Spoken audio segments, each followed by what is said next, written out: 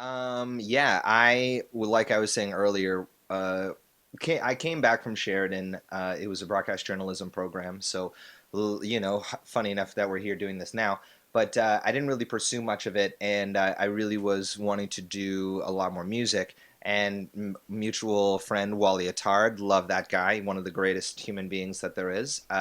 His birthday party was happening at a local spot, Molly Bloom's, and I met a old tennis friend of mine. He also kind of went to school with me, Nathan Patrick, who ended up being the guitar player and singer of local band Foam, who I ended up joining their band. Him and Evan were there, our drummer as well.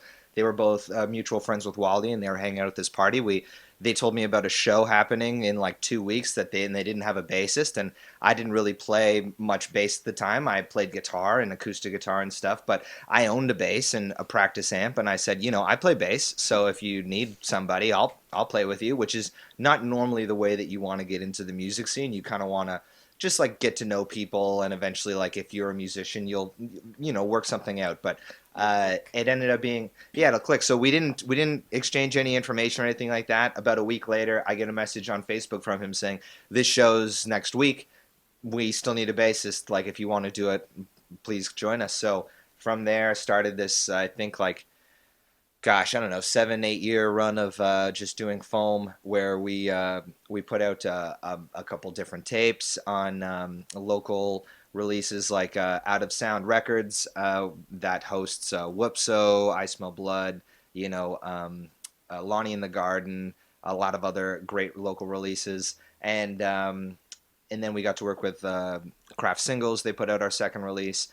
Foam had lots of releases, and it was a lot of fun. And then eventually, I joined another band called Grievances, which these guys ended up living in the house next to us. A great group of guys. While this house that I was living at ended up being the former Out of Sound House, which was a local venue. We turned it into a venue as well. We kept it alive. We turned it into the Foam Dome, name it after us. We couldn't think of any good names, so we just kept it simple.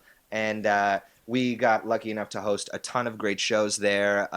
Grievances on my neighbor's band played our house, and they didn't have a bassist. Another chance like that, and I said, guys, if you need somebody, I'll jump in with you. And we ended up releasing a full length album and a split release, and are still a band now, but not as active and everything.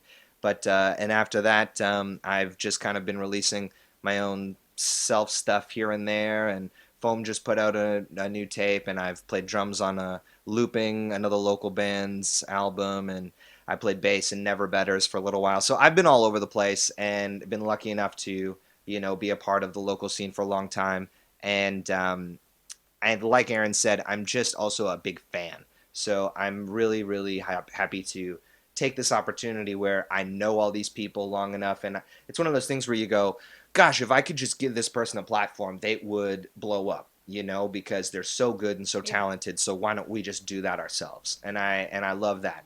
Just Yeah, that's me in the music scene.